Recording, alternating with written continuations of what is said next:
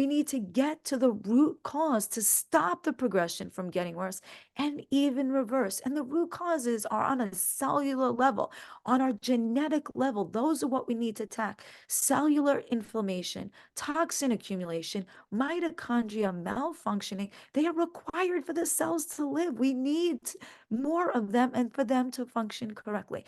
So highly recommend that you advocate for yourself. Go back, schedule another appointment with your doctor, write down all your questions, bring a pen and paper and say, Doc, these are all my symptoms. I want testing for all of these. I want testing for autoimmune disorders.